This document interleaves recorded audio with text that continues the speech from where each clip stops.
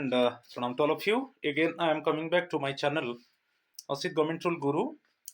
Today, I will discuss NVS Vice Principal LDC exam 18th May 2025, Child Development and Pedagogy part. It is academic part 2. In previous video already I uploaded first 30 questions related to the academics. So today it is part 2. Again another 30 questions I will discuss. It means you see the question, it is question number 61 to 90. So my friends, please subscribe my channel, share my channel, like my channel, so that you can get notification for upcoming videos. So follow my Facebook page, it is same Asit Government Rule Guru. If you follow my Facebook page, then systematically you can get video link. My WhatsApp number is there, 8327782034. Any queries there, you can contact with me and clear your doubt. So now I am going to discuss the second part related to the academics NVS Vice Principal exam, Limited Departmental Competitive Examination conducted on May 18th. So you see the question number 31. What is identity diffusion? आप देख लीजिए identity theory impact child development. So उसमें identity achievement, identity diffusion, identity moratorium, ये सब है. सो उसको थोड़ा मैं एक्सप्लेन करूंगा आगे में. मगर ये आइडेंटिटी डिफ्यूजन, इसमें क्या है, एरिक एरिक्सन का आप देखिए एडोलेसेंस स्टेज को देखिए, आइडेंटिटी क्राइसिस स्टेज, ये एडोलेसेंस स्टेज में ये आ जाता है आइडेंटिटी डिफ्यूजन. तो उसमें 4 options given. You see the stage where a person has neither explored nor committed to an identity. Second option, the stage where a person is emotionally tense while exploring different roles. Third option, the stage where a person explores their identity and makes a commitment. Fourth one, the stage where a person strongly identifies with their parents' identity. यहां पर जो option है, option 1 correct है. Neither explored nor committed to an identity. तो ये जो identity crisis stage है, adolescence stage, it is basically adolescence stage actually 12+ age में. Neither explored nor committed. Suppose एक एग्जाम्पल मैं देता हूं. Suppose your main exploration is to crack the vice principal exam. Okay, so commitment means actually you have prepared hard and you have given your best, so you are confident that you can qualify. So both exploration and also you are very much committed. So your commitment actually it is coming from your preparation. But here actually it is missing, neither explored nor committed. ना कोई specific goal है, ना कोई specific ambition है. Specific गोल, specific ambition को achieve करने के लिए कमिटमेंट करना पड़ता है कि मुझे इतना आवर पढ़ना है. Commitment means actually suppose one candidate decide कि every day I share actually 5 hours की 6 आवर्स की 4 hours for preparation, so that I can fulfill my ambition or goal. So ये जो आइडेंटिटी डिफ्यूजन स्टेज वही है जहां पर neither explored nor committed. It means the child is moving in a directionless manner. There is no proper direction for the child. तो option 1 is the correct answer. इसके ऊपर थोड़ा मैं बोल देता हूं आइडेंटिटी डिफ्यूजन के ऊपर. It is a concept from psychologist James Marcia's, extension of Erikson's theory of psychosocial development. Erik Erikson का जो 8 स्टेजेस था, जो साइकोसोशियल डेवलपमेंट था, उसको थोड़ा एक्सटेंशन कर दिया है जो psychologist James Marcia. It refers to a stage in which an individual has not yet explored meaningful alternatives और nor made any firm commitment to an identity. तो भाई दोनों मिसिंग है. ना कोई एक्सप्लोरेशन है, ना कोई स्पेसिफिक गोल है, ना कोई स्पेसिफिक एम्बिशन है। और यदि स्पेसिफिक गोल स्पेसिफिक एम्बिशन नहीं है तो कमिटमेंट भी मिसिंग है। ठीक है, वही आइडेंटिटी डिफ्यूजन। ये बेसिकली एडोलेसेंस स्टेज में दिखाई देता है और आइडेंटिटी क्राइसिस स्टेज है। तो यहां पर क्लियरली देखिए, he may lack direction, show little interest in self discovery and avoid decisions about their future. So जो भी हमारा एम्बिशन को फुलफिल करने के लिए हम फ्यू डिसीजन लेते हैं कि कैसे मेरा फ्यूचर में in posturing time I can fulfill my achievement. So here actually it is missing.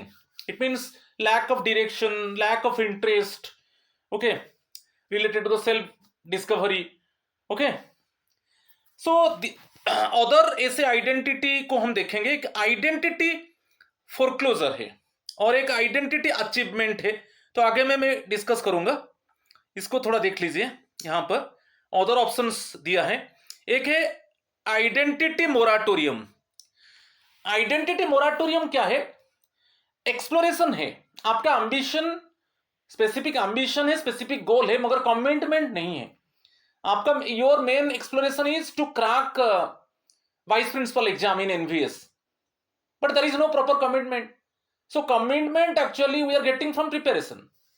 If you are committed then definitely you share actually specific time what you are committed. Your commitment is supposed to share 5 hours 6 hours preparation and to crack the vice principal exam. तो यहां पर क्या है, exploration है मगर commitment missing है, वो है आइडेंटिटी मोराटोरियम। एक है आइडेंटिटी अचीवमेंट, ये बहुत अच्छा है, दोनों है, एक्सप्लोरेशन है, कमिटमेंट है, दोनों है। you already have decided to crack vice principal exam and also commitment is there. You made commitment ki I share this much of time, already you have shared, already examination completed, already you have shared that much of time, and also your performance is up to the mark and you can crack the exam. Okay, so identity achievement means exploration plus commitment. और एक है identity foreclosure. एक है foreclosure, क्या है, आपका पूरा family में सब डॉक्टर है, your all family members are doctors, so your parents actually pressurizing you कि also you will be a doctor. तो यहां पर क्या है, आप पेरेंट्स का व्यू को फॉलो कर रहे हो क्योंकि आपका पूरा फैमिली डॉक्टर है और आपका पेरेंट्स का प्रेशर है कि आपको भी डॉक्टर बनना है। तो यहां पर आपका कोई एक्सप्लोरेशन नहीं है क्योंकि आपको तो डॉक्टर बनना है, क्योंकि आपका पेरेंट्स ऑलरेडी डिसाइड कर चुके हैं। तो ये जो आइडेंटिटी फोरक्लोजर है, it means an individual follow the guidelines of the parents. Okay, an individual follow the direction of the parents. Parents जो चाहते हैं आप उसको फॉलो कर रहे हो, तो उसमें विदाउट एक्सप्लोरेशन।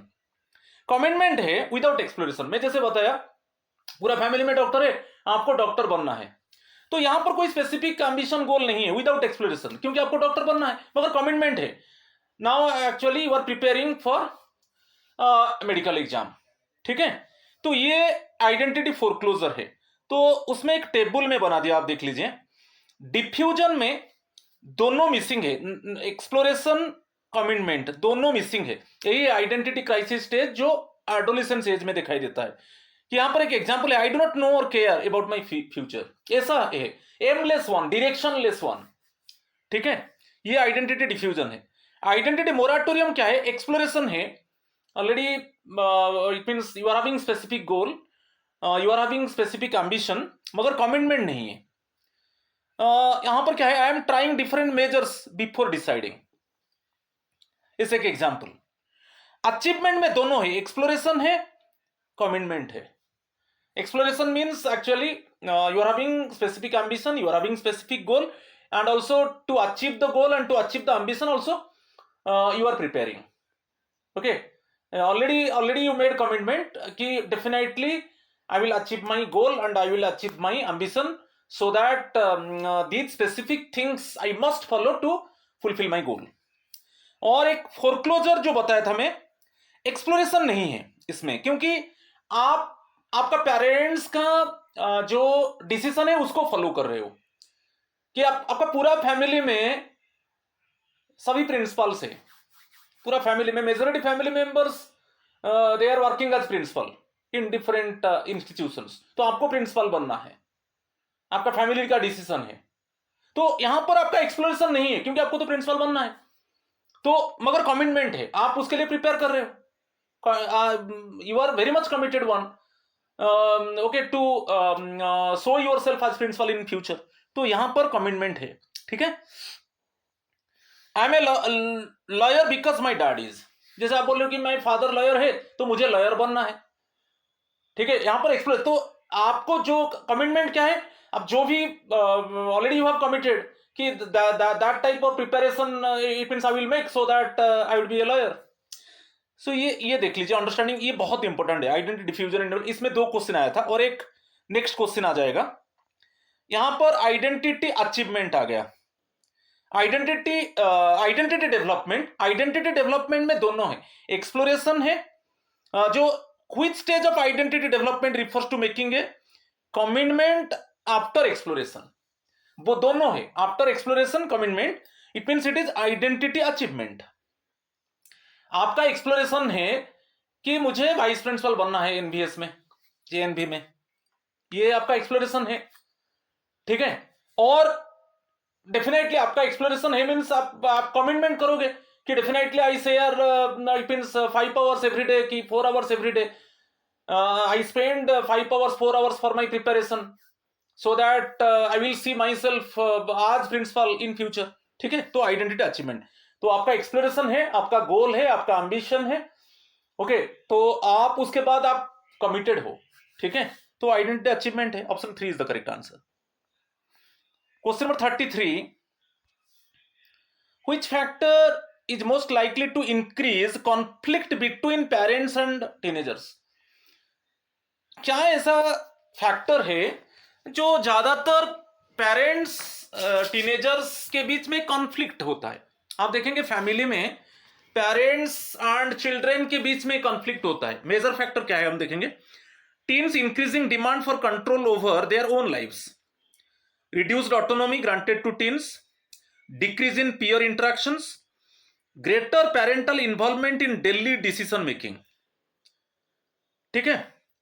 तो यहां पर क्या है, कॉन्फ्लिक्ट का मेन कारण ऑप्शन 1 है, teens increasing demand for control over their own lives.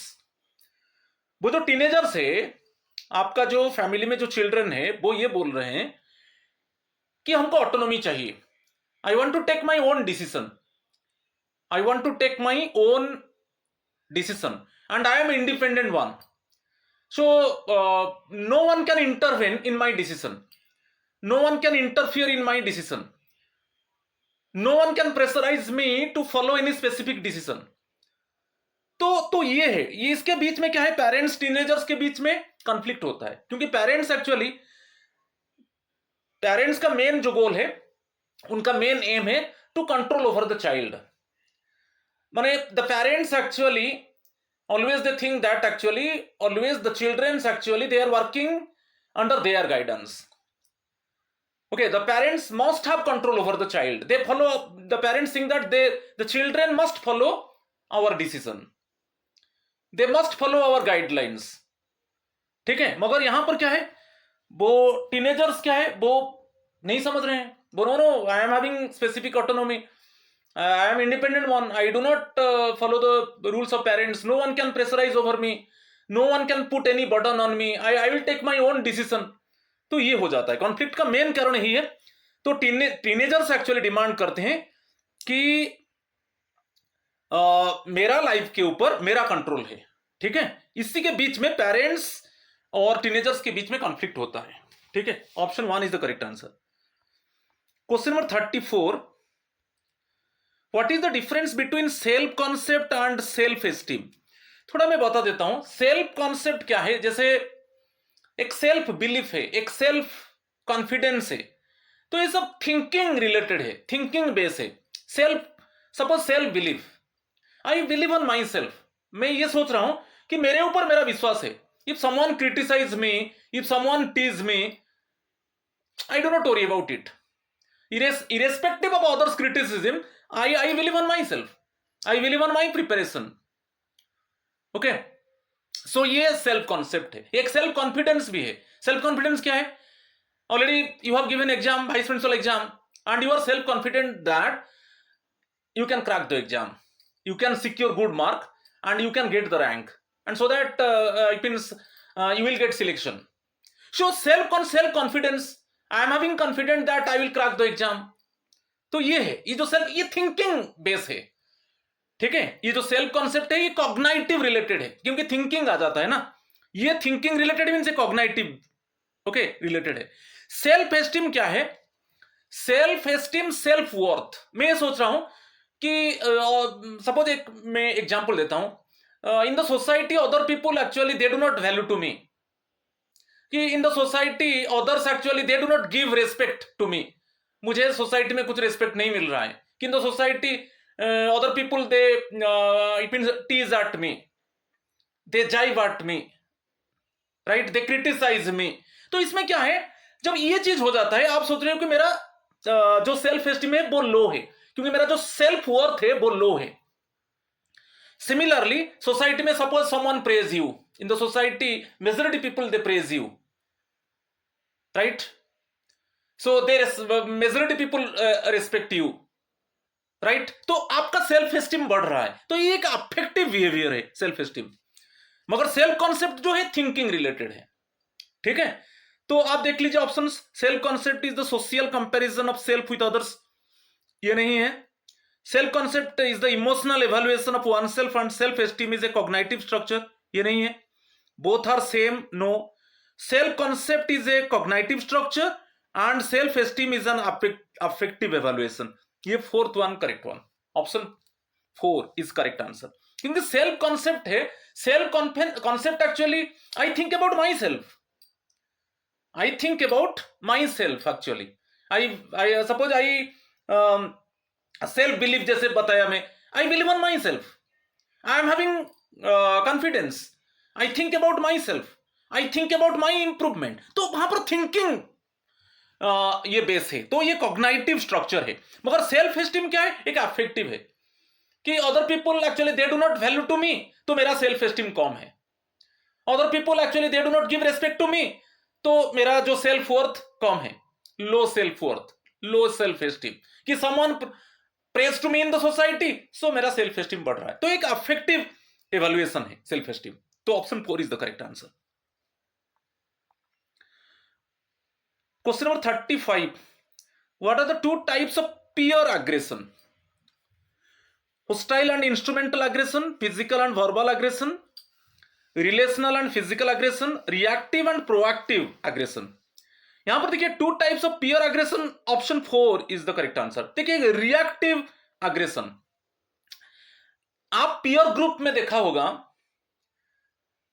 कि रिएक्टिव अग्रेशन क्या है? If someone hit me, I will hit him. यदि मुझे कोई हिट कर रहा है, कोई मुझे मार रहा है, मैं उसको मारूंगा. तो ये रिएक्टिव है, ये रिएक्टिव अग्रेशन आ जाता है पीयर अग्रेशन में, फर्स्ट वन. ठीक है, if someone hit me, then I will instantly, very expediently I will hit him. ठीक है. और एक है प्रोएक्टिव अग्रेशन. प्रोएक्टिव क्या है? कि आप सोकर, आप देखा होगा स्कूल कॉलेज में बुलिंग होता है, ये प्रोएक्टिव क्या है? कुछ कुछ स्टूडेंट्स ना actually they want to get respect from the junior ones. If sometimes they feel that actually junior students they have not given respect to us, तो सीनियर्स जब ये उनका सोच है कि हमको जूनियर्स ने हमको रेस्पेक्ट नहीं दे रहे हैं, तो तब उनको वो क्या करते हैं? रैगिंग करते हैं. तो ये जो प्रोएक्टिव अग्रेशन है, आपको एक डोमिनेंट रोल प्ले करना है कि मुझे सभी लोग मुझे रेस्पेक्ट करना है.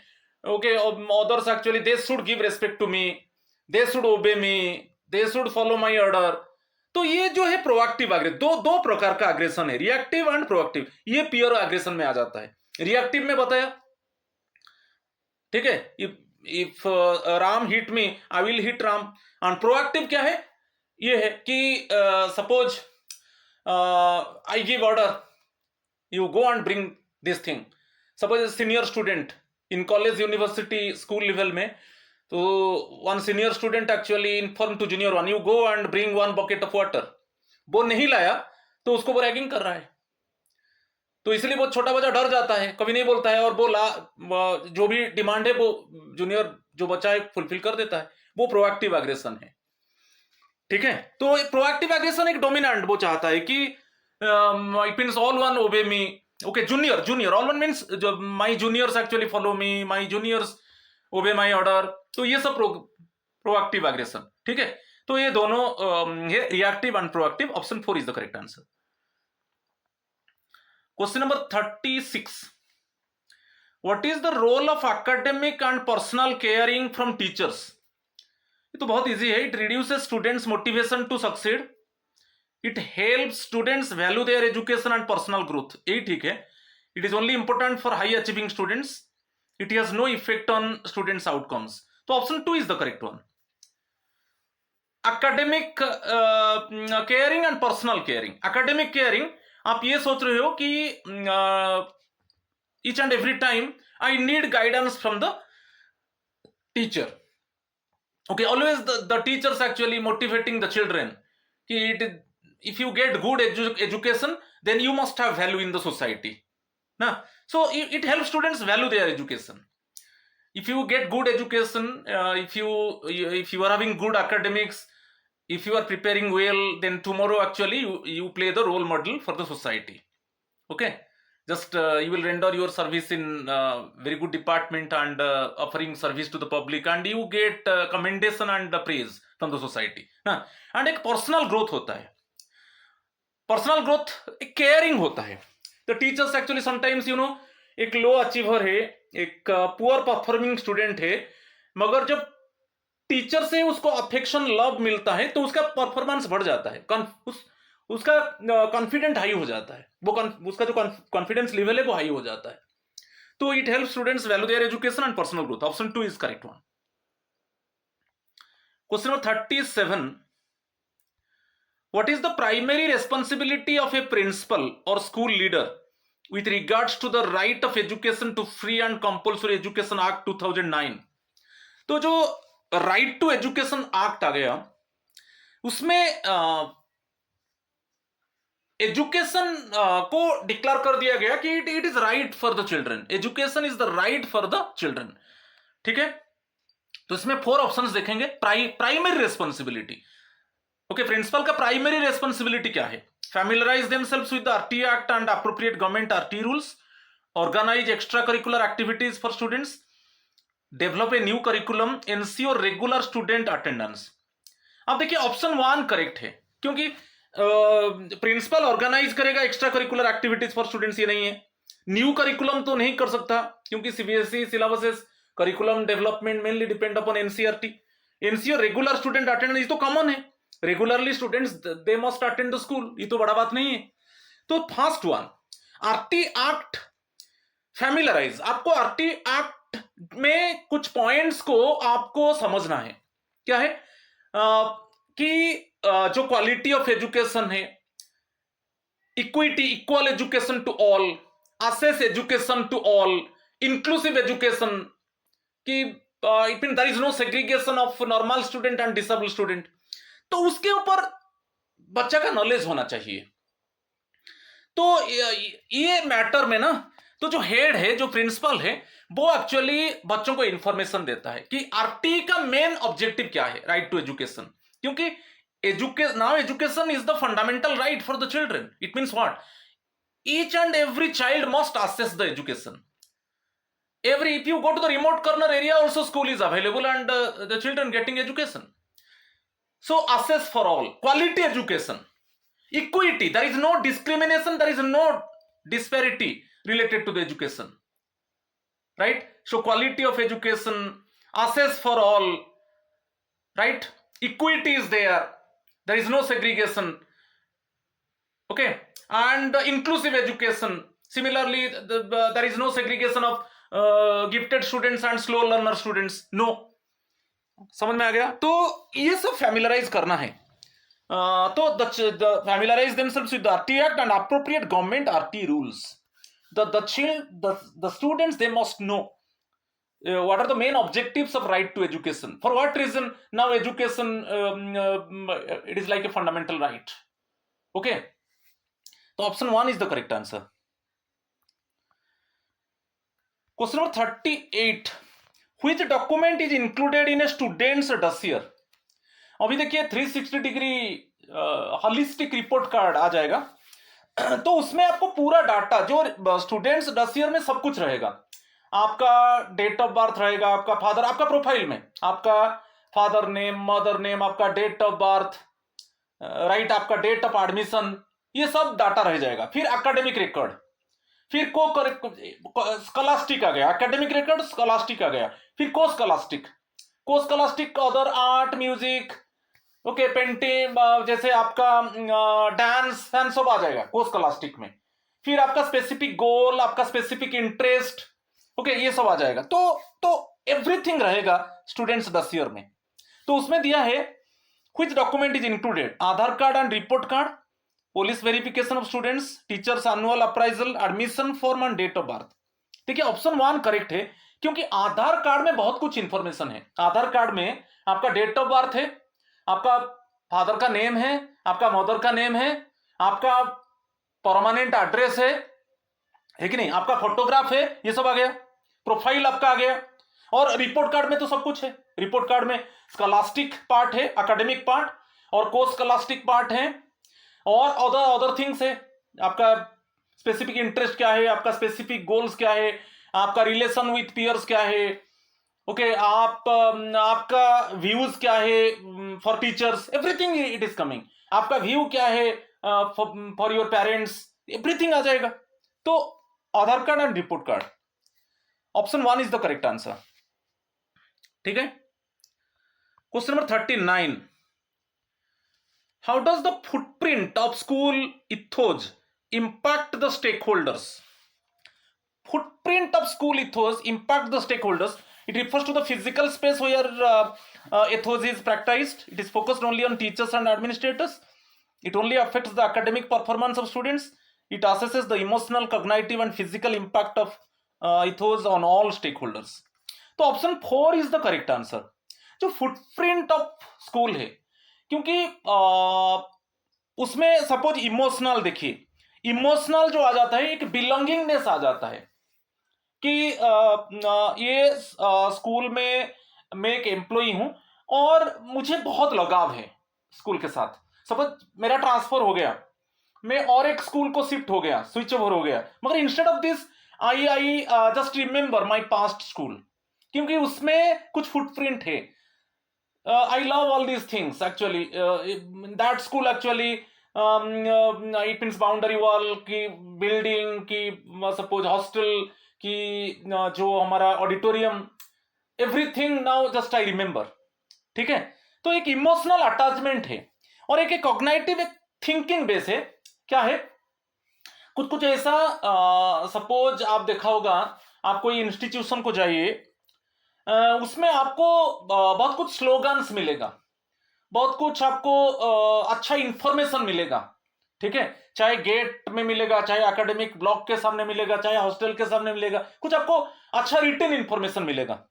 तो आप उसको सोच रहे हो कि इस तरीका का चीज, सपोज मैं चला जाऊंगा, मेरा शिफ्ट हो जाएगा, मेरा ट्रांसफर हो जाएगा अदर स्कूल में, मैं ये चीज को लेकर जाऊंगा और वहां पर थोड़ा मैं ये पास्ट एक्सपीरियंस को लेकर मैं वहां पर और इस तरीका का चीज को मैं डेवलप करूंगा जो वो चाइल्ड को एक पॉजिटिव इंपैक्ट देगा। ठीक है। तो थिंकिंग बेस्ड, फिजिकल इंपैक्ट एक एनवायरमेंट है। ठीक है। तो जो फिजिकल इंपैक्ट आ जाता है एक एनवायरमेंट, तो ये सब चीज, एक फुटप्रिंट जो है ना, ये जो स्कूल एथोस को सभी स्टेक होल्डर्स को अफेक्ट करता है। It assesses the emotional, cognitive and physical impact of ethos on all stakeholders. Option 4 is the correct answer. Question number 40, which of the following is not considered a central idea of constructivism? Again constructivism के ऊपर बहुत question आया है। तो is not considered, देखिए ये is not considered a central idea. Theories of constructivism have roots in research by Piaget, Vygotsky and Dewey. तो ये तो करेक्ट है। एक्चुअली जो थ्योरीज कंस्ट्रक्टिविज्म, तो जो मेन रूट है, चाहे पैजे का थ्योरी है, चाहे पैजे का जो कॉग्निटिव डेवलपमेंट है, जैसे वाइगोट्स्की है, सोशियो कॉग्निटिव थ्योरी है, ड्यूए है, उनका जो कंट्रीब्यूशन है थ्योरीज ऑफ कंस्ट्रक्टिविज्म के लिए बहुत इंपॉर्टेंट, उनका रूट एक्चुअली जो थ्योरी है। Learners are active in constructing their own knowledge, ये भी ठीक होगा। Social interactions are very important, knowledge construction, ये भी ठीक होगा। Learning is passive and depends mainly on external instruction, देखिए ये ठीक होगा, ठीक है, ये ठीक होगा, मगर ये नहीं है, ये कंस्ट्रक्टिविज्म का ये आइडिया नहीं है। जो मेन तो मैं बता दिया, theories of constructivism have roots in research by पैजे, Vygotsky and Dewey. Learners are active in constructing their own knowledge, जो कंस्ट्रक्टिविज्म है उस वो एम्फासाइज करता है कि the child think about himself, the child think about his own performance, think about his own improvement, the child assess his own improvement and performance, the child it means evaluate himself, okay, तो ये सब चीज आ जाता है। तो learners are active in constructing their own knowledge, right. तो social interaction से क्या है, पीयर ग्रुप, टीचर्स, पेरेंट्स, जितना इंटरेक्शन करोगे उतना नॉलेज कंस्ट्रक्ट होगा। तो एक्चुअली यहां पर जो is not considered a central idea, option 4 is the correct answer, ठीक है। तो उसमें आप देख लीजिए, constructivism emphasises that learners are active participants in their own learning, ठीक है। तो ये बहुत ही, learners are active participant, learner asking himself many questions, suppose think about his performance, suppose evaluate himself, assess himself, very actively participate in his own learning, whether actually he is learning properly or not, so he asked to himself. So very active, learners are very active participants in their own learning. Knowledge is, ये बहुत important है, knowledge is constructed through, एक है experience, exploration and social interaction, ये बहुत important है। एक experience है, नॉलेज इज कंस्ट्रक्टेड, जो पास्ट नॉलेज को, ठीक है, आप लेकर एक न्यू एक्सपीरियंस आप क्रिएट कीजिए, ठीक है, पास्ट जो एक्सपीरियंस है उसको आप लेकर एक न्यू एक्सपीरियंस आप ऐड कीजिए। एक्सप्लोरेशन आपका स्पेसिफिक गोल है, स्पेसिफिक एम है, आप उसको कैसे अचीव करोगे, तो इसके लिए एवरी मोमेंट में आप खुद को असेस कर रहे हो, खुद को इवैल्यूएट कर रहे हो। Social interaction, always try to interact with peer group, की try to interact with teachers, try to interact with parents, try to interact with relatives, try to interact with neighbourhood. इससे क्या होगा, आपको बहुत कुछ इंफॉर्मेशन मिलेगा और आपका जो नॉलेज बिल्डअप होगा, कंस्ट्रक्ट होगा। तो ये 3 factors very important one. Then influential theories like Piaget, Vygotsky and Dewey supported ideas where learners engage meaningfully with content rather than passively receiving information, ठीक है। तो ये कंस्ट्रक्टिविज्म ये एम्फसाइज किया है। तो लर्नर कभी पैसिव नहीं है, वहां पर एक ऑप्शन था कि लर्नर, वो जो रॉन्ग था, ये नहीं था कि learner actually passive, learning is passive one and only learner actually try to collect information from externally. तो वहां पर जो 4th ऑप्शन था वो एक्चुअली कंस्ट्रक्टिविज्म में नहीं आता है, ठीक है। चलो next question, in what ways development occurs when children learn to integrate past and present experiences according to cognitive perspectives on brain development. तो अगेन ये कॉग्निटिव थ्योरी है, children become more impulsive in their reactions, children begin to rely solely on external stimuli for learning, children improve their self regulation and ability to process information, children develop more effective motor skills। यहां पर जो 4 options है, option 3 is important one, children improve their self regulation and ability to process information, ठीक है। when children learn to integrate past and present experience, तो वो past experience को present experience के साथ इंटीग्रेट करता है और उसका क्या है, अकॉर्डिंग टू कॉग्निटिव पर्सपेक्टिव, ये धीरे धीरे उसका ब्रेन डेवलपमेंट होता है। देखिए, children improve their self regulation, self regulation उसका जो हैबिट है, the children always try to control his own habits, ठीक है। कुछ बैड हैबिट था, वो want to discard the bad habits and always want to it means receive the positive habit. तो एक सेल्फ रेगुलेशन होती है, सेल्फ कंट्रोल। ठीक है, तो सेल्फ कंट्रोल जो है ना वो आपका थिंकिंग के ऊपर बेस करता है। जस्ट यू थिंक दैट कि आई do not make any mistake in future, actually I will not do any mistake, so that always it means I move on a right direction, and my main it means goal is to it means crack the exam with good percentage of mark. For that reason I must share more and more time for my preparation. तो ये self regulation, वो thinking base है, and उसको process करना है। आपके पास ability है कि ये मेरा एक्चुअली थिंकिंग है, ये मेरा थॉट है, मैं उसको आगे में कैसे लेकर जाऊंगा, मेरा पास्ट एक्सपीरियंस क्या था, मेरा पास्ट में मेरा जो मैं कितना लर्न किया था, और मेरा परफॉर्मेंस क्या था, और अभी मेरा प्रेजेंट सिचुएशन क्या है, और मेरा गोल को अचीव करने के लिए मुझे क्या करना पड़ेगा। ठीक है, तो ये है option 3 is the correct answer. 42, which psychological theory is considered to embrace a constructivist approach by focusing on how individuals construct internal representations of knowledge।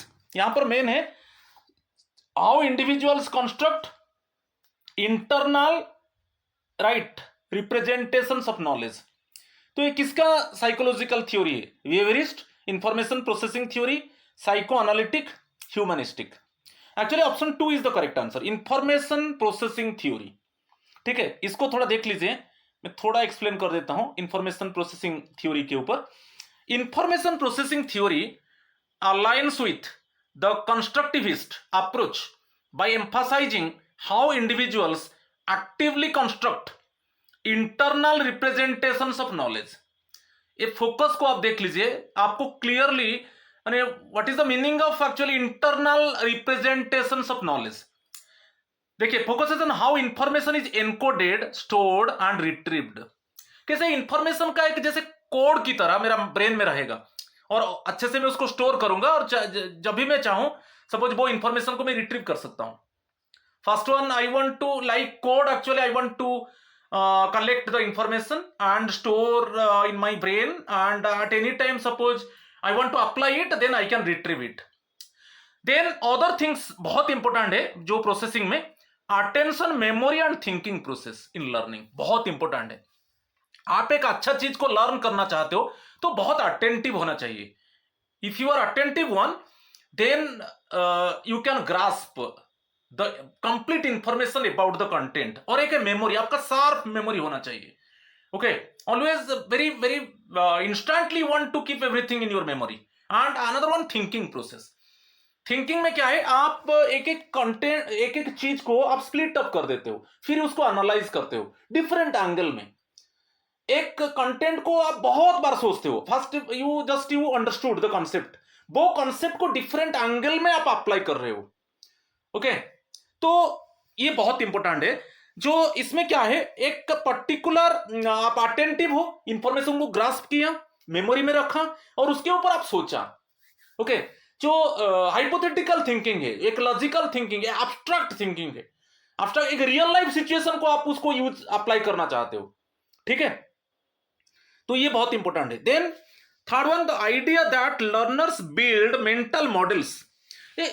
जो एक्सपीरियंसेस है उसको लेके आप एक मेंटल मॉडल बिल्ड अप कर रहे हो। तो ये जो 3 फोकस किया है इंफॉर्मेशन प्रोसेसिंग थ्योरी, तो ये है इंटरनल रिप्रेजेंटेशन।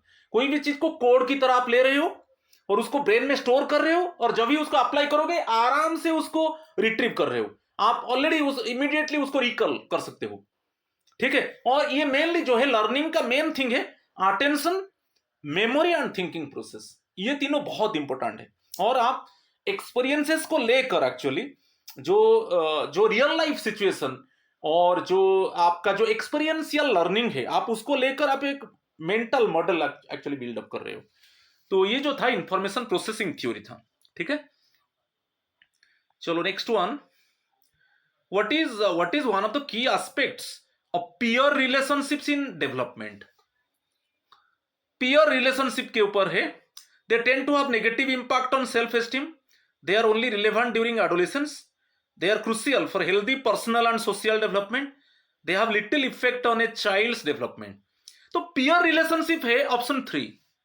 जो पीयर ग्रुप बहुत इंपॉर्टेंट है कि एक ग्रुप में क्या है, the childrens actually they are talking, they are interacting among each other, they are discussing many things, they want to exchange ideas, okay, they want to exchange views. तो ये जो है एक क्या है, एक सोशल एक इंटरेक्शन हो गया, अच्छा इंटरेक्शन होता है, सोशल डेवलपमेंट, और एक क्रूशियल फॉर हेल्दी पर्सनल, आपका जो पर्सनालिटी डेवलपमेंट होता है, आप बहुत कुछ चीज को आप लर्न करते हो, ठीक है, आप जो exchange of ideas, exchange of views, okay, तो उसमें पीयर ग्रुप में बहुत कुछ नया नया इंफॉर्मेशन आपको मिल जाता है, तो वो आपका पर्सनालिटी को बढ़ा देता है। और एक जो इंटरेक्शन होता है, कंटिन्यूअस इंटरेक्शन, वही सोशल डेवलपमेंट है, क्योंकि मेन चीज जो कंस्ट्रक्टिविज्म का मेन जो एम्फासिस है वो सोशल इंटरेक्शन है। Try to interact with teachers, try to interact in peer group, try to interact with parents, then you can get many information, you can get some knowledge, and then easily you can construct the knowledge, you can build up the knowledge। तो यहां पर जो है option 3 is the correct answer.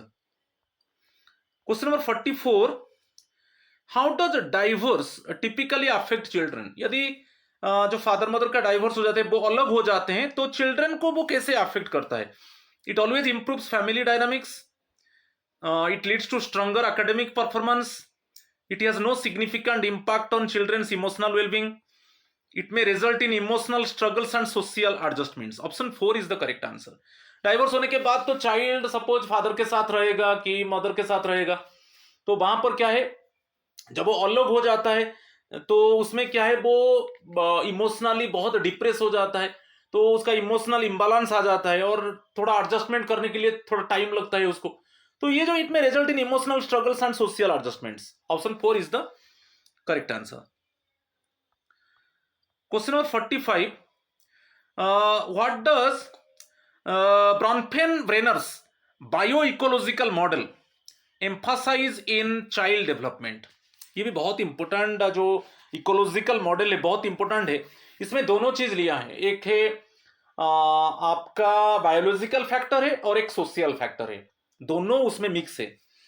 तो उसमें देखेंगे option, the influence of genetic inheritance only, the importance of only biological factors, both biological factors and social context in shaping development. यही है, social influences in isolation from biological factors. तो option 3 is the correct answer.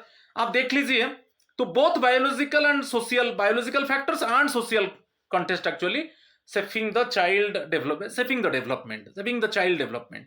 देखिए इसके ऊपर आपको different social contest में एक biological factors है, इसको हम इकोलॉजिकल सिस्टम थ्योरी बोलते हैं, okay, Bronfenbrenner's biological model, bio ecological model, दोनों bio ecological model, ecological system theory में बोलते हैं।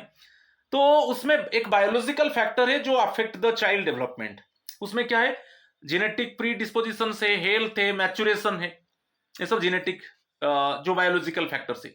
सोशल कॉन्टेक्स्ट में यहां पर क्या है, मल्टीपल इंटरेक्टिंग एनवायरमेंटल सिस्टम। इसमें देखिए, इसमें 5 सिस्टम दिया है, एक माइक्रो सिस्टम है।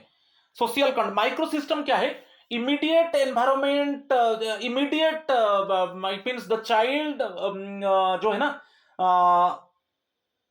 उसका कुछ नियर बाय, सपोज आप ले लीजिए, जैसे आपका फैमिली मेंबर्स है, चाइल्ड का फैमिली मेंबर्स है, टीचर्स है, तो वो बहुत सभी समय the children directly interact with the parents, directly interact with the teachers, तो इमीडिएट सेटिंग्स लाइक फैमिली और स्कूल, ये माइक्रो सिस्टम है।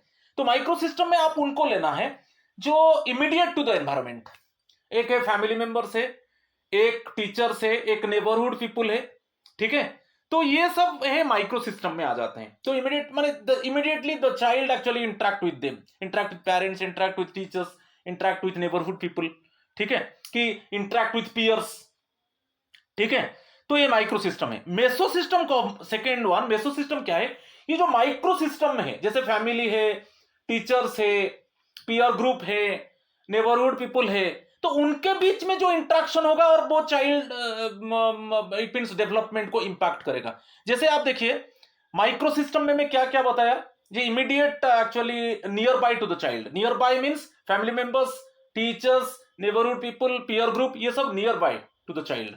but very it means vicinity to the child, है कि नहीं? तो मेसो सिस्टम में क्या है, उसमें इंट्रैक्शन होगा, जैसे पेरेंट टीचर, एक इंट्रैक्शन जो चाइल्ड को अफेक्ट करेगा।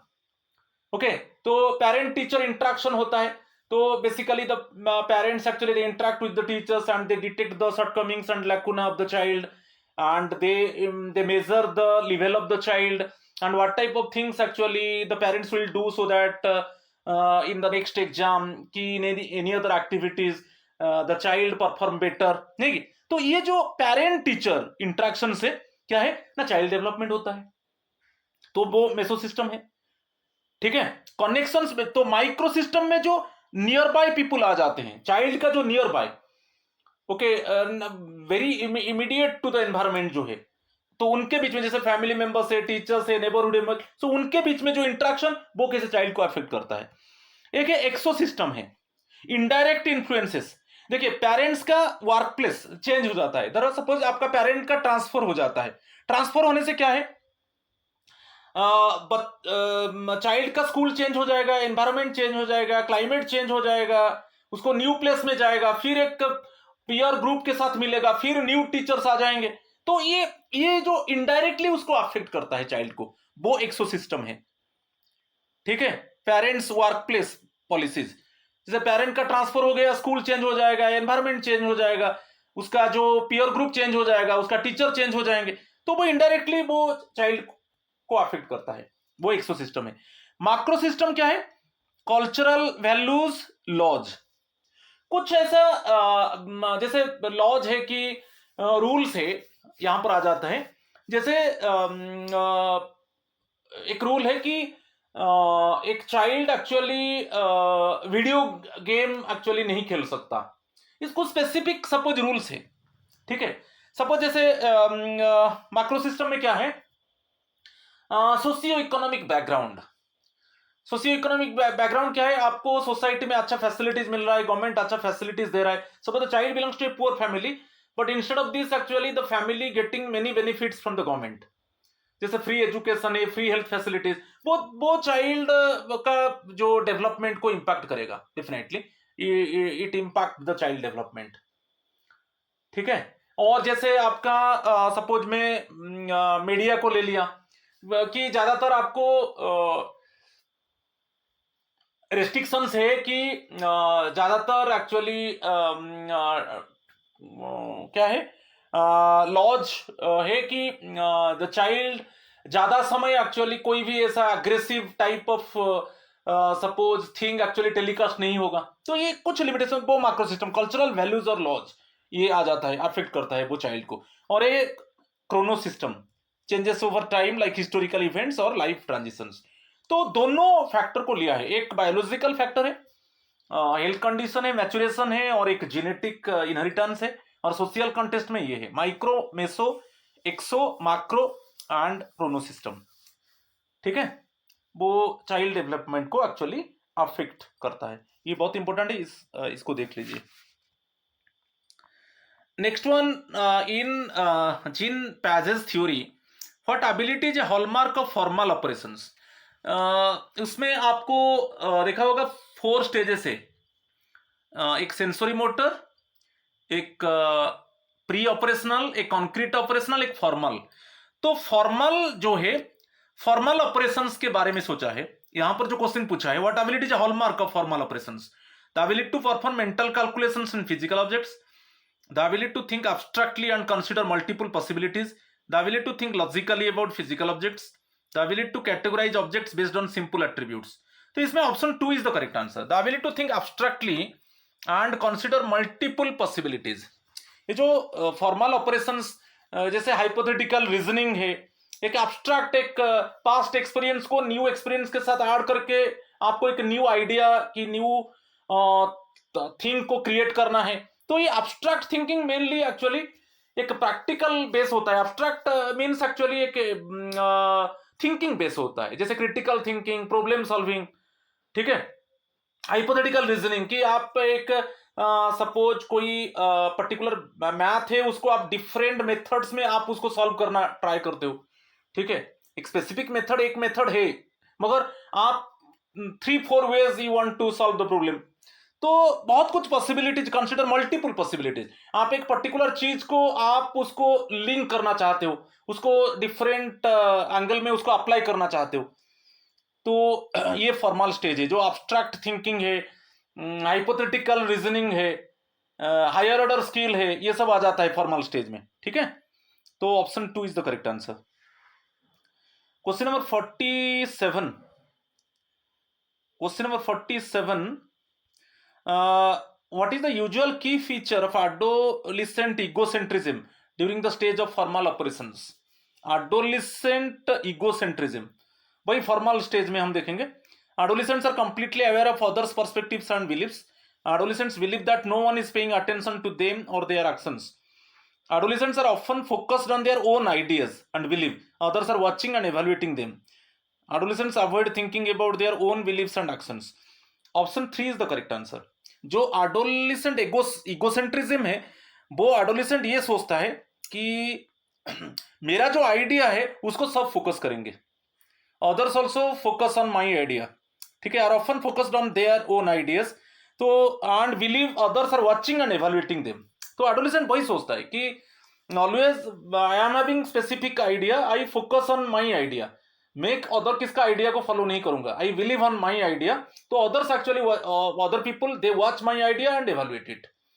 मुझे फर्क नहीं पड़ता कि अदर्स का आइडिया को मैं फॉलो नहीं करूंगा। ये चाइल्ड ये सोचता है, ये एक एडोलेसेंट यही सोचता है।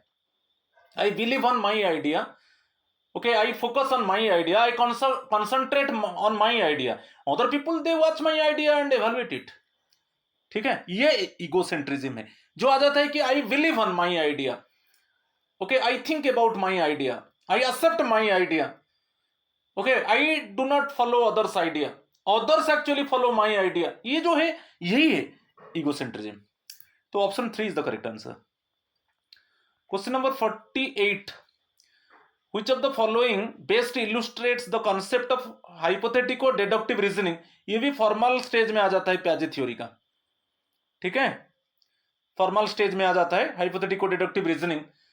सपोज जैसे आप इसको क्या बोलते हैं, जैसे A plus B whole square, आप बोल रहे हो कि A square plus B square plus 2ab, तो आप एलएचएस से आरएचएस को प्रूव करते हो, मगर अभी आपको कहा जाएगा राइट हैंड साइड से, राइट हैंड साइड को लेकर आप लेफ्ट को प्रूव करो। ठीक है, जैसे A square plus B square plus 2ab को आप ले जाओ और आप प्रूव करो कि it must be equal to A plus B whole square. जैसे A square plus B square को हम क्या बोलते हैं, इसको कर देते हैं कि सेम थिंग हुआ A plus B whole square minus 2ab। ठीक है कि नहीं, ये हो गया A square plus B square plus 2ab, इसको हम एक्सपेंशन कर देते हैं तो A plus B whole square आ जाता है। तो ये जस्ट रिवर्स को जाते हैं, ये हाइपोथेटिको डिडक्टिव। और एब्स्ट्रैक्ट थिंकिंग, हम एक सपोज एक हमको इंफॉर्मेशन मिला, एक साइंटिफिक आइडिया, हम उसको डिफरेंट वे में उसको हम अप्लाई करेंगे और उसमें हम कंक्लूजन कॉन्सिक्वेंस निकालेंगे। तो ये सब चीज है। ठीक है, हाइपोथेटिको डिडक्टिव। इसमें देखेंगे an adolescent imagining how life would be different if people did not have to sleep, student memorizing the steps for solving a math problem। ये मेमोराइजिंग नहीं होगा, ये person learning to recognise different steps, ये concrete operational में आएगा। Child categorising, ये भी concrete operational में आएगा। यही है option 1। And adolescent imagining how life would be different if लगता है ना, ये है डिडक्टिव रीजनिंग। इफ, क्योंकि आप कोई एक्सपीरियंस गेन करना चाहते हो तो आपको इफ लगाओ, यदि ये होगा तब इसका कॉन्सिक्वेंस क्या होगा। If people did not have to sleep, तब उसका कॉन्सिक्वेंस क्या होगा। An adolescent imagining how life would be if people did not have to sleep. So if, ये है हाइपोथेटिकल रीजनिंग। ठीक है, तो option 1 is the correct answer. Question number 49, the mess budget per student in the JNV is located in plain areas other than hard and difficult area को मत लो, per month 1 अप्रैल 2024। आप देख लीजिए 2024 में नॉर्मल स्टेशन में ये था 1833 प्लस 1833 प्लस 407 था रुपीज। ठीक है, ये पर चाइल्ड था, पर मंथ ये था, पर मंथ। ठीक है, तो इसको ऐड कर देने से 2240। आप बोलेंगे 407 क्या है। 407 ने जो फ्यूल है कि आपका क्लीनिंग है और जो दिल्ली वर्कर्स जो काम करते हैं उनके लिए दिल्ली वेजेस है, तो ये दोनों को ऐड करना है 2240। ये 2024 अभी वो चेंज हो चुका है ये नॉर्मल स्टेशन में, तो option 4 is the correct answer. और थोड़ा अभी मैं बता देता हूं, अभी जो 2025 में क्या है, नॉर्मल एरिया में, ये प्लेन एरिया में अभी जो हुआ है 1925 पर चाइल्ड प्लस 427, ये दोनों को ऐड कर दो जितना है पर चाइल्ड पर मंथ। और ये 9 मंथ्स के लिए होता है, क्योंकि 3 मंथ्स तो आपका हॉलीडेज है ना, तो ये 9 मंथ्स के लिए 1925 अभी ये रिवाइज हुए प्लेन के लिए, ठीक है। और बाकी यदि आप हार्ड एरिया के बारे में सोचेंगे, हार्ड एरिया में 2024 में ये टाइम में हार्ड एंड डिफिकल्ट एरिया में था 2139, और भाई सेम था जो डेली वेजेस पेमेंट होता है कि क्लीनिंग है कि फ्यूल है, ये था ये हार्ड एरिया में। और अभी जो रिवीजन हुआ है 2025 में ये 2246 प्लस 427, इसको और एक बार बोल देता हूं, जो 2025 में हार्ड एरिया डिफिकल्ट एरिया में 2246 प्लस 427, ठीक है। तो अभी इसका आंसर जो होगा 2240 होगा, क्योंकि नॉर्मल प्लेन एरिया 1 अप्रैल 2024 1833 प्लस ये इसको भी आपको ऐड करना है 407, इसे 2240 ओके पर चाइल्ड, ठीक है, पर मंथ। और ये 9 मंथ्स के लिए ऐसे होता है पर चाइल्ड पर मंथ। तो आप जो 407 के बारे में पूछेंगे, ये है जैसे फ्यूल चार्जेस है, गैस फैस यूज होता है, प्लस डेली वेज वर्कर्स है, ठीक है, तो उनका वेजेस इसमें आ जाता है, ठीक है। तो answer option 4 is the correct answer. Question number 50, for admission into JNVs in class 6 the maximum age limit of a student is dash years to appear. Appear होने के लिए कितना एज होना चाहिए? अपीयर होने के लिए 11 होना चाहिए, क्योंकि अभी आप NEP का देखिए, जो 6, 7, 6 to 8 जो एज ग्रुप है वो 12 to 14 है, ठीक है कि नहीं?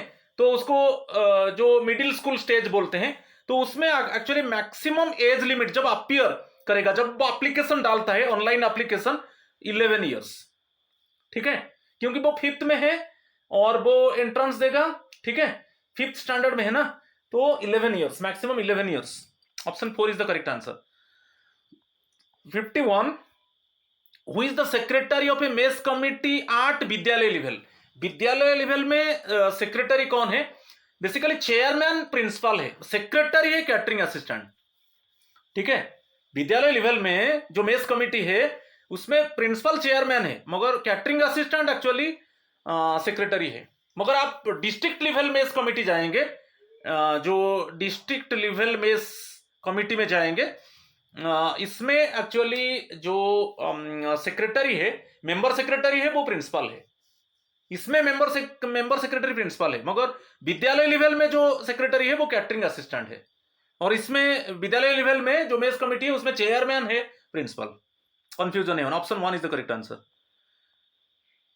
52, in JNV the precautionary measures are being taken for the safety, security and protection of girl students. Identify which measure is not suitable for the following. क्योंकि बहुत कुछ सेफ्टी सिक्योरिटी मेजर्स लिया जाता है गर्ल स्टूडेंट्स का protection के लिए, तो उसमें एक ऐसा कुछ मेजर है जो इसमें नहीं होना चाहिए, is not suitable. The girls should not be permitted to visit the houses of teachers, ये तो करेक्ट है, गर्ल्स विजिट नहीं करना चाहिए टीचर्स का हाउसेस में। No male member including group D employees should be permitted to visit girls dormitory, ये भी ठीक है, क्योंकि प्रिंसिपल जब गर्ल्स डॉर्मेटरी को मूव करेगा कोई टीचर्स, तब वो पहले फर्स्ट जो मैट्रन है और जो हाउस मिस्ट्रेस है उनके साथ कंसल्ट करेगा कि मैं इस टाइम में जाऊंगा, तो उनके साथ जाना है। Otherwise, at any time, no one can enter into the girls' dormitory. The house mothers are not allowed to visit the girls' dormitories. ये गलत है, हाउस मिस्ट्रेस तो जाएंगे, क्योंकि हाउस मिस्ट्रेस जो है वही तो मैनेज करते हैं हॉस्टल को। मैट्रन तो है मगर हाउस मिस्ट्रेस मेन है, house mistress are the leaders, house mistress actually manage the hostel, okay, under their guidance actually the children's actually very in safe environment, children's actually grooming themselves, ठीक है। तो ये wrong है, ये major नहीं है और यही आंसर करेक्ट होगा. Regular medical checkup of the girls is done every month and appropriate medical records are maintained by the nurse. तो ऑप्शन 3 एक्चुअली आंसर है, ये सुइटेबल मेजर नहीं है ऑप्शन 3. ठीक है, तो it is the correct answer यहां पर. ठीक है. 53, the hostels in JNV are managed by. ये तो कॉमन थिंग है. The hostels actually house masters, because the house masters are the leaders. Okay, under their guidance actually the children actually they learn many things. Okay, so house master is actually boosting the children, motivate the children, counsel the children, and many things actually the children learn from the house masters. So obviously overall the house masters actually manage the hostels. Night time they visit, every time all the activities, morning PT, then different times mess, and similarly different type remedial supervision classes. And night time they go to the house, they see the cleaning, they see whether the students they clean, it means their toilets properly or not, they have managed their beds properly or not, they have managed their books properly or not, conducting meeting, boosting the children, motivating the children. Okay, so always it means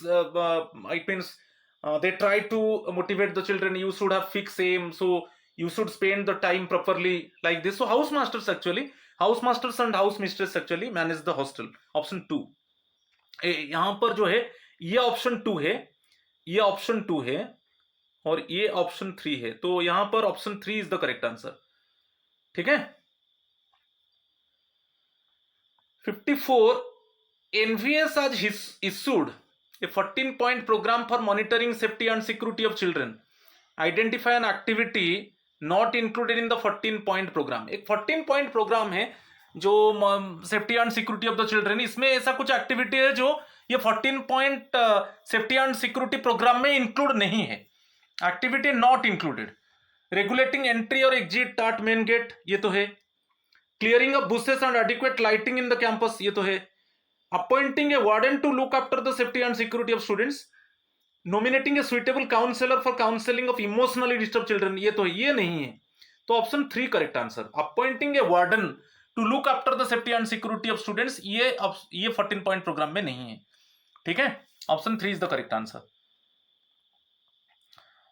question number 55, at JNV level the annual maintenance and repair, जो एमेंडर work होता है, annual maintenance and repair funds should be used for construction of extra classrooms, waterproof treatment of terrace of school building, painting and periodical services, recarpeting of internal roads. Actually option 3, painting and periodical services.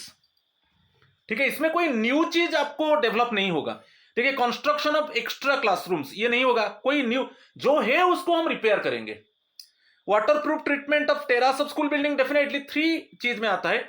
1/3 जो fund है, fund का 1/3 ऐसे होता है. 1/3 एक 1/3 आ जाता है maintenance and repair of academic building. ठीक है. और एक है maintenance and repair of quarters, staff quarters. और एक 1/3 है पेटी रिपेयर्स.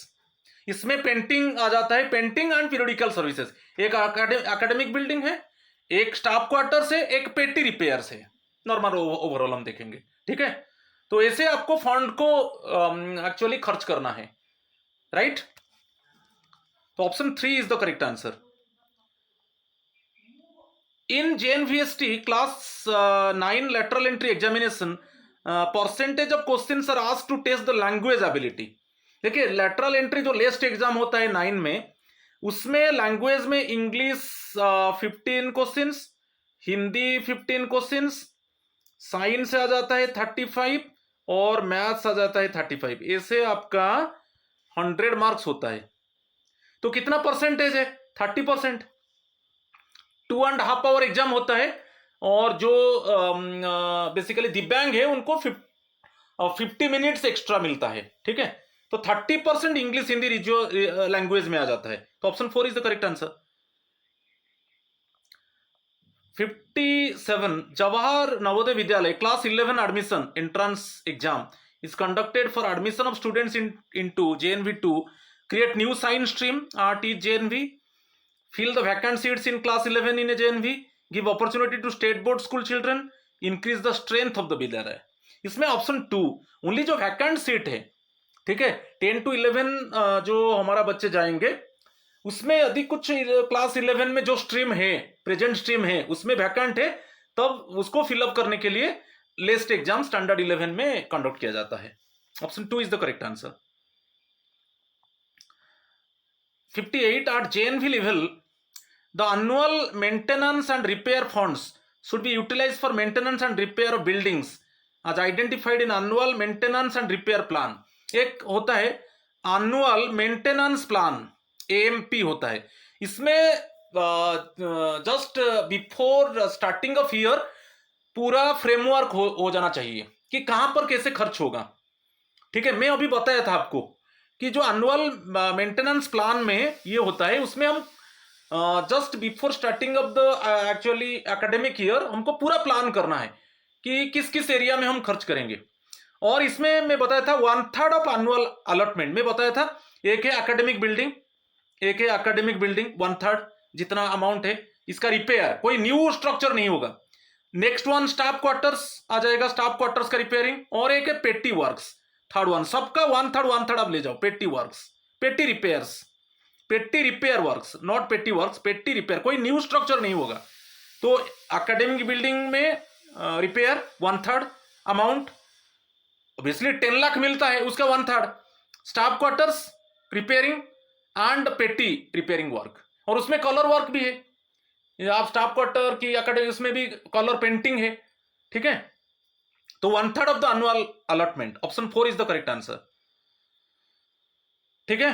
तो यहां पर बिल्डिंग दिया है ना, maintenance and repair of building as identified, the annual maintenance and repair fund should be utilized for maintenance and repair of buildings as identified in annual maintenance. तो वही है, तो buildings means 1/3 of the annual allotment, ठीक है। Option 4 is the correct answer. Question number 59. As per the NVS guidelines, each JNV should have JNV maintenance cell located at main gate for easy access of students, staff and family members.